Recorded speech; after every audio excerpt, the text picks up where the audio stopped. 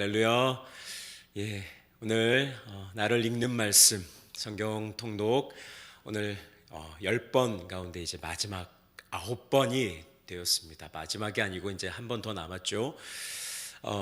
참 하나님의 귀한 말씀 모세 오경을 우리가 함께 쭉 읽어가면서 또 그 말씀들의 큰 그림들, 자세한 그림들도 같이 살펴보지만 전체적인 이 맥락, 성경 66권을 여는 우리 말씀 모세오경을 통해서 하나님의 놀라운 은혜와 또 우리의 부족함과 연약함을 덮으시는 또 하나님의 그 한량없는 은혜와 사랑, 용서하심, 자비하심, 이 말씀들을 통해서 우리가 또 우리의 삶을 되돌아보고 또 나의 부족함과 연약함을 또 하나님 앞에 토로하고 또 회개하며 또 주님이 주시는 여전히 우리를 향해서 거두지 아니하시는 하나님의 그 은혜를 또 여전히 우리가 느끼고 또 고백하는 가운데 지난 8번의 시간이 참 꿈같이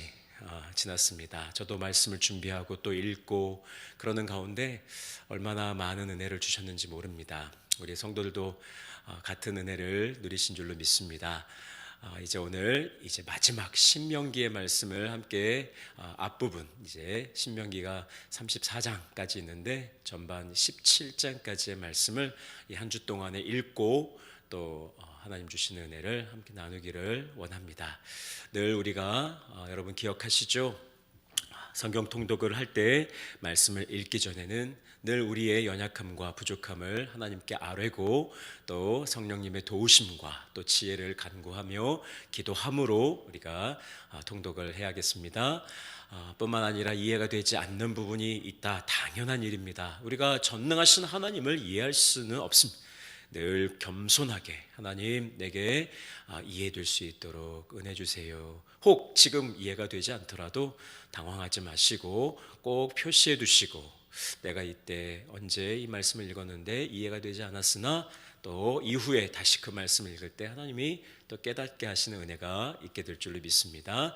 그리고 계속해서 말씀의 은혜를 여러분들 꼭 기록해 두세요. 셀폰에 기록해 두셔도 좋고 비망록에다가 적으셔도 좋고 일기에다 적으셔도 좋고 항상 또 성경에다가 이렇게 구석에다 적으셔도 좋고 은혜를요 내가 기억할 것 같지만 천년만년 기억할 것 같지만 전혀 그렇지 않습니다.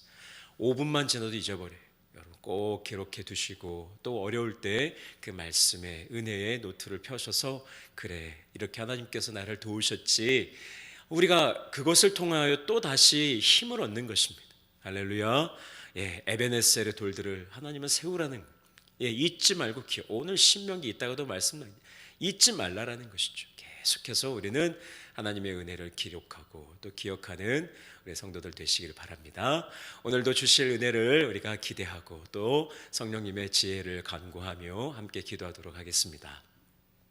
사랑과 은혜가 많으신 아버지, 오늘도 주님의 은혜 가운데 또 하나님의 거룩하시고 전능하신 또 생명의 말씀 앞에 섭니다. 참으로 늘 돌이켜보면 이스라엘 백성들이 우리의 모습이고 또 나의 모습은 늘 주님의 마음을 아프게 하는 참 불순종의 삶, 또 죄악된 삶을 늘 살아가지만 주님은 한 번도 변함없이 우리를 늘 사랑하시고 용납하시고 기다려주시고 용서해 주심에 감사드립니다. 오늘도 변치 않는 주님의 그 은혜와 사랑에 감사함으로 또 주님의 또 용납하시는 은혜와 또 자비하심 또 용서로 말미암아 주의 말씀 앞에 서오니 주여 말씀해 주시고 또 우리를 친히 그 말씀으로 읽어 가시사 우리의 부족함과 연약함은 온전하여지고 또 주님 앞에 영광 올려드리는 복된 삶으로 변화되는 귀한 우리 성도들 되게 하여 주옵소서. 지난 8번의 시간 함께 하신 아버지 감사합니다. 이제 오늘과 또 다음 마지막 남은 2시간 주님께서 끝까지 책임져 주시고 약속의 땅으로 우리를 인도하여 주실 것을 믿사옵고 우리 구주 예수 그리스도 이름으로 감사하며 기도드립니다. 아멘. 여러분 지난주에도 잠깐 말씀드렸지만 이제 우리가 저 눈앞에 이제 약속의 땅이 보이고 있습니다. 지난 광야 38년간의 그 긴 여정을 뒤로 하고 이제 우리 뒤편으로 그 광야의 길을 뒤로 하고 이제 우리는 앞에 이제 요단 동편에서 요단강 건너편에 보이는 젖과 꿀이 흐르는 땅, 우리의 조상 아브라함과 이삭과 야곱에게 주시기로 약속하셨던 그 참 아름다운 땅이 우리 눈앞에 지금 펼쳐져 보이고 있습니다. 그런데 그 땅은 공터가 아니라고 그랬죠. 그 땅에는 이미 가나안의 많은 족속들이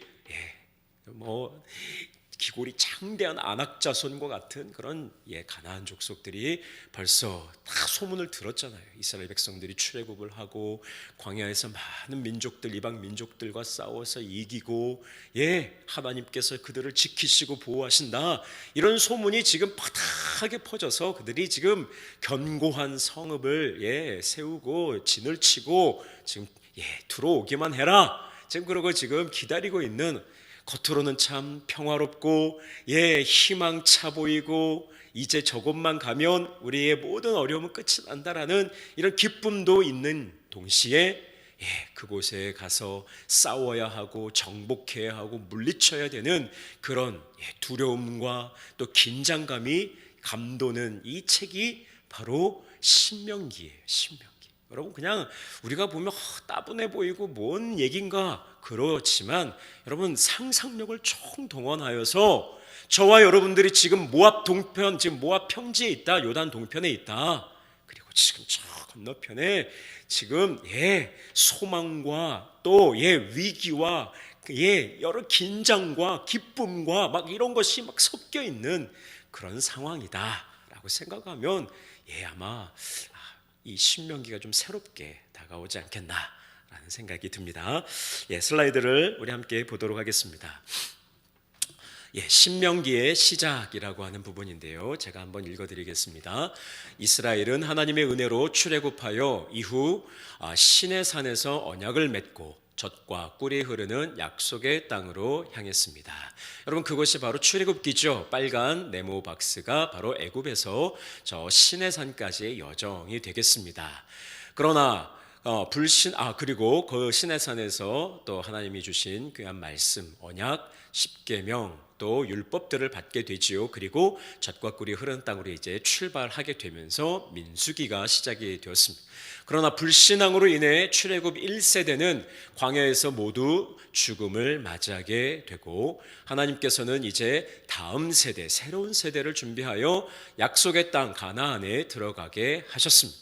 바로 신명기는 어떤 책이냐? 새로운 세대가 약속의 땅을 눈앞에 둔 모압 경계, 저 오른쪽 위에 이제 드디어 모압 그 평지에서 하나님과 제2의 언약을 체결하고 받은 율법, 그것이 바로 신명기입니다. 제1의 율법은 어디서 받았다고 아까 방금 말씀드렸죠? 출애굽기와 레위기가 겹치고 있는 저 시내산에서 제1율법을 받게 되어지고, 그런데 안타깝게도 민수기를 통해서 그 이스라엘 백성들이 불순종하고 하나님 앞에 의롭지 못한 죄악을 범함으로 그들은 다 죽게 되었어요. 오직 여호수아와 갈렙 두 사람과 광야에서 태어난 새로운 세대만이 이제 약속의 땅을 들어갈 수 있게 되었고, 그들이 지금 도착한 곳이 모압 평지, 지도 다시 한 번만 보여주세요. 모압 평지에서 제2의 율법을 체결하고 받게 되었습니다. 새로운 시대, 이젠 새로운 시대, 새로운 문화, 새로운 땅에서 지켜야 할 하나님의 법, 그것이 바로 신명기다라는 것입니다. 이제 새로운 시대, 새로운 문화, 새로운 땅, 새로운 배경에서 하나님께서 새로운 세대에게 주시는 제2의 율법, 제2의 말씀이 신명기다라는 것이죠. 우리는 늘 그러므로 어떻게 보면 신명기의 시대를 살아가는 것이죠. 약속의 땅 가나안, 저 영원한 우리 본향에 들어가기 전 바로 직전에 우리는 와 있는 거예요. 그래서 어떻게 하면 우리는 그리스도로 말미암아 새로운 삶을 살아갈 것인가? 그리스도 안에서 거듭나고 그리스도의 보혈로 인하여 부활을 선물로 얻은 저와 여러분들이 이제는 이 세상 가운데서 어떻게 살아갈 것인가? 이 세상에 하나님의 위대한 말씀을 쫓아 우리는 어떻게 살아갈 것인가, 신명기를 모르면 우리의 이 삶을 또 온전히 이해하고 풀어나갈 수가 없는 거예요. 전에도 말씀드렸죠. 레위기가 없으면 그리스도의 희생과 예수 그리스도의 그 속죄와 대속을 우리가 이해할 수가 없어요. 다 그게 있어야 돼요. 오늘 신명기는 또 새로운 시대, 새로운 삶으로 거듭난 우리 새로운 그리스도인들이 어떻게 살아가야 할 것인가에 대한 또 모형이 바로 이 신명기라 할 수 있겠습니다. 다음 슬라이드 보시겠습니다. 오늘은 신명기 이번 주에는 1장부터 17장까지를 우리가 함께 살펴볼 터인데, 오늘 짤막짤막하게 각 장별로 어떻게 구성이 되어 있고 또 어떤 내용이 있는지를 살펴보고 우리가 함께 통독하도록 하겠습니다. 먼저 여러분, 이 신명기는 모세가 이스라엘 백성들에게 한 이 설교예요. 마지막 유언과 같은 설교죠. 저를 잠깐 보여주십시오. 모세가요, 하나님 앞에 범죄했다라고 성경은 기록하고 있습니다. 그 범죄가 뭐 큰 범죄가 아니에요. 반석을 가리켜서 물을 이렇게 내라 그랬는데 모세가 너무 화가 나가지고 이스라엘 백성들한테 화가 났죠. 맨날 사사건건 하나님 앞에 불평하고 원망하니 모세가 얼마나 속상했겠습니까? 40년 동안. 안 그래도 40일이면 갈 곳을 불순종하고 원망하고 불평하느라 지금 40년을 돌고 있는데, 반성하기는커녕 맨날 하나님을 향하여 원망하고 모세를 향하여 반역을 꿈꾸고 막 이러니 너무 속상했던 것이죠. 그래서 지팡이로 반석을 2번 내리쳤는데 그것이 하나님 앞에 온전하지 못한 모습이었다. 그리고 전에도 말씀드렸지만 그것이 바로 모세는 율법을 예표한다라는 거예요. 이 가나안 땅은 이따가도 말씀이 나오겠지만 우리의 의로, 이스라엘 백성들이 거룩하고 정직하고 의롭기 때문에 들어가는 땅이 아니라 여전히 죄악 가운데 있고 불순종하고 아무런 자격이 없지만 하나님의 은혜로, 하나님의 사랑으로, 할렐루야, 그렇게 들어가는 땅이 약속의 땅, 가나안 땅이다라는 거예요.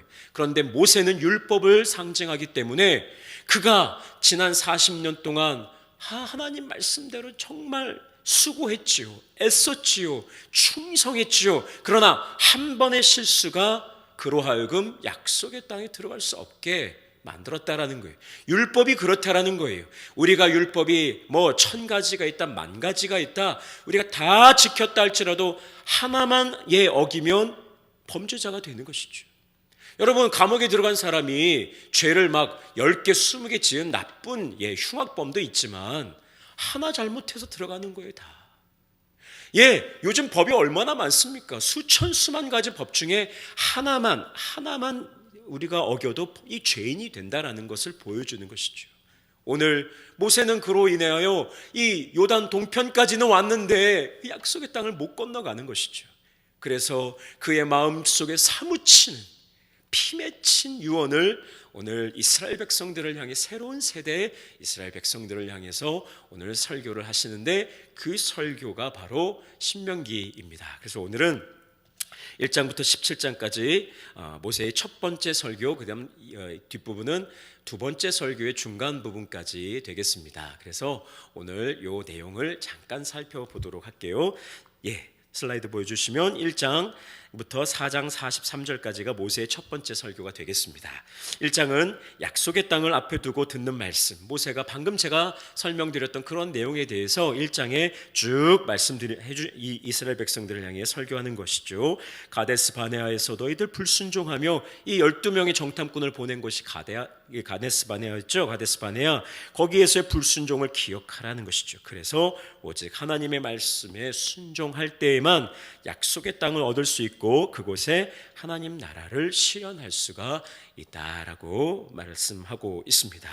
그리고 2장에서 3장까지 각 민족과 땅에 대한 하나님의 주권에 대해서 이야기를 하고 있습니다. 가나안 정복을 위해 요단 동편의 두 지파 반도 함께 연합해야 돼. 지난번에 말씀드렸죠. 그 민수기 뒷부분에 이 두 지파 반이 이 요단 동편이 너무 좋았어요. 이 장자인 르우벤부터 시작해서 왜 나는 가기 싫다는 거예요. 아우 저기 무섭고 그냥 여기 좋다. 약속의 땅이 아닙니다. 요단을 건너가야 약속의 땅인데 이 약속의 땅 그냥 근처까지 왔는데 나는 여기가 좋사오냐고 주저앉아 버렸어요. 여러분 우리는 그러면 안 돼요. 우리는 천국 근처까지만 가면 안 돼요. 우리 몇 주 전에 금요 찬양 예배 때 슬기로운 다섯 처녀와 미련한 다섯 처녀, 천국의 입구까지만 다다르고 근처까지만 오고 들어가지 못하면 안 된다는 것입니다. 우리가 평생 교회 생활하고 믿음 생활하는 것 같은데 정작 천국에 들어가지 못하고 그의 맛만 보고 근처만 보고 들어가지 못하면 얼마나 불쌍한 우리의 삶이 되겠습니까?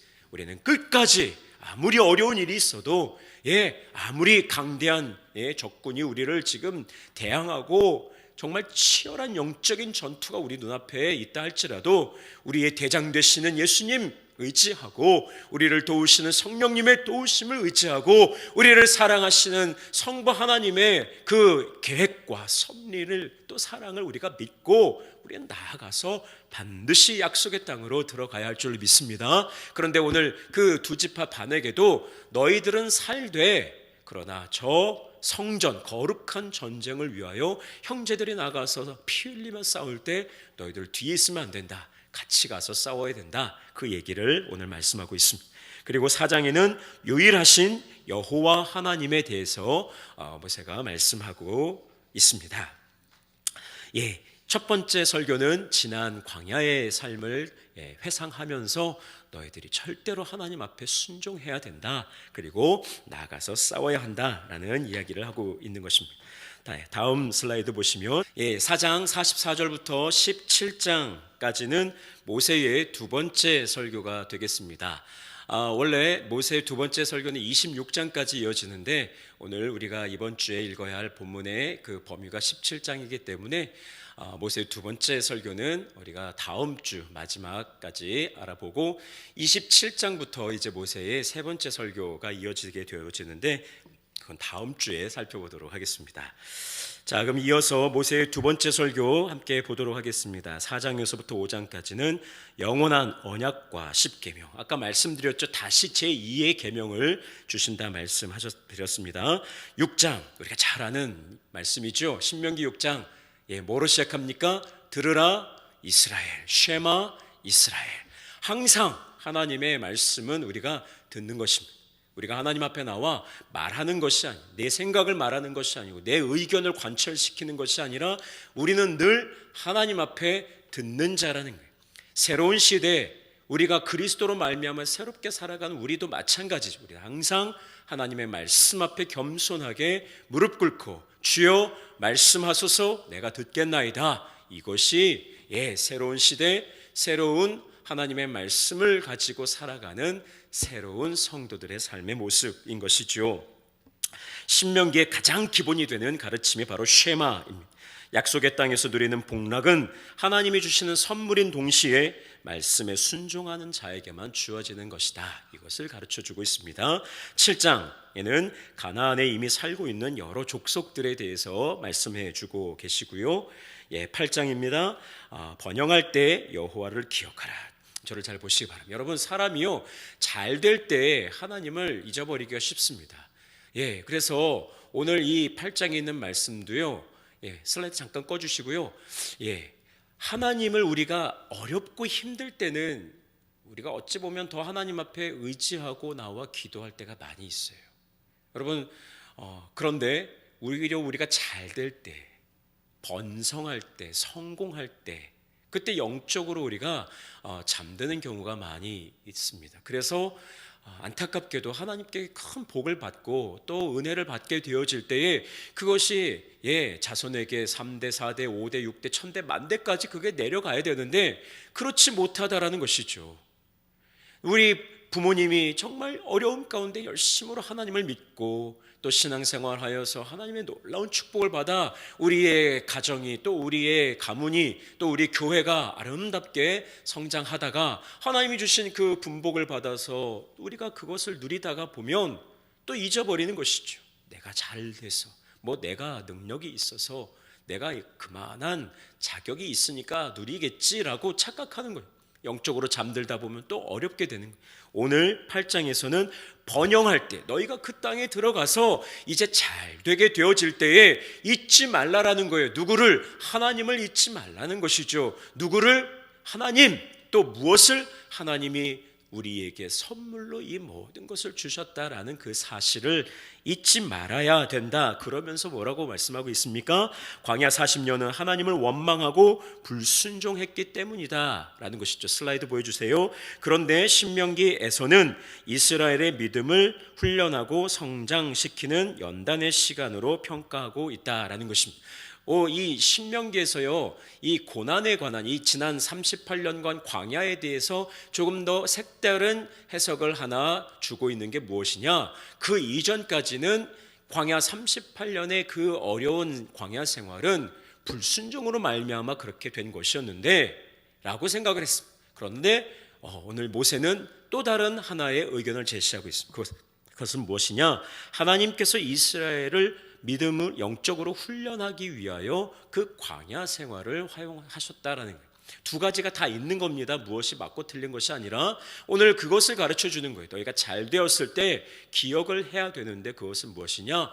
불순종함으로 어려움을 당했을 뿐만 아니라 하나님께서 너희를 영적으로 더 든든하게 세우기 위하여 그 어려운 생활을 주셨노라. 그것을 잊지 말고 기억해야 한다라고 말씀하고 있는 것입니다.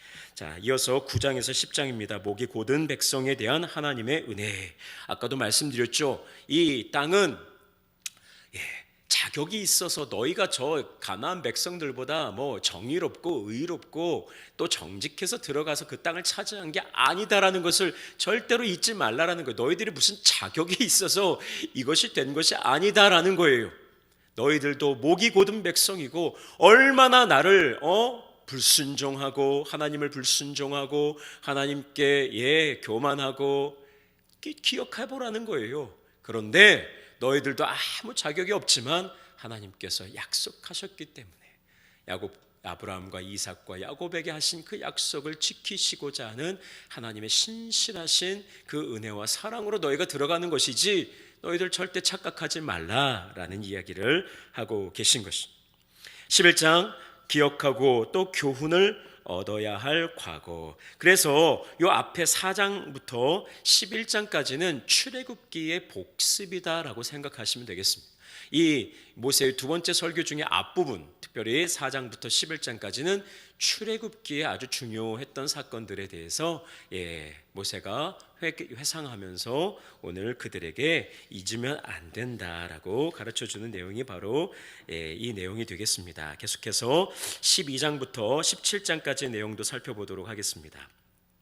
12장은 유일하신 하나님, 그렇기 때문에 하나님께 예배 드릴 곳은 한 곳이라, 하나님이 정해주신 곳 외에서 다른 곳에서는 하나님께 예배 드릴 수 없다라고 말씀. 물론 내용을 보면 이스라엘의 형편을 따라 곳곳에 또 예배들을 드릴 수 있도록 허용해 주신 부분들이 있지만 하나님 앞에 예배 드리는 방법에 있어서는 하나님이 가르쳐 주신 대로만 드릴 수 있게 하셨습니다. 질서의 하나님이십니다.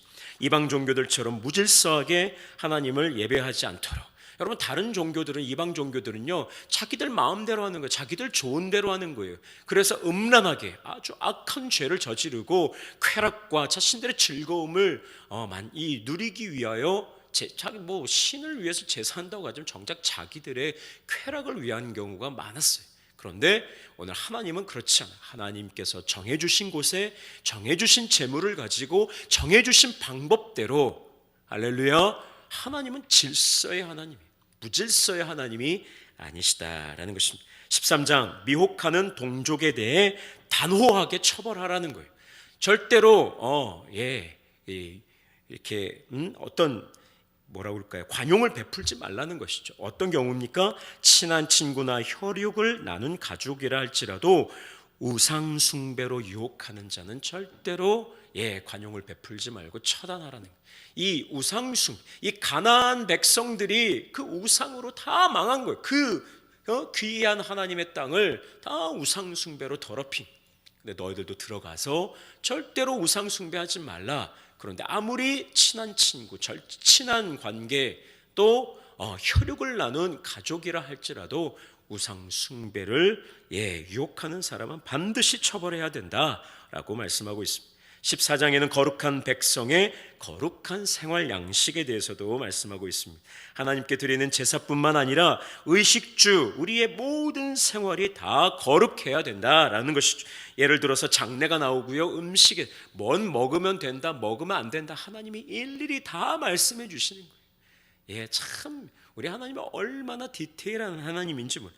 토지소산의 그 11조를 어떻게 요 11조는요 레위인의 분깃으로 주어지는 11조하고는 조금 다른 내용인데, 요거는 제가 나중에 또 기회가 되면 말씀을 드리도록 하겠습니다.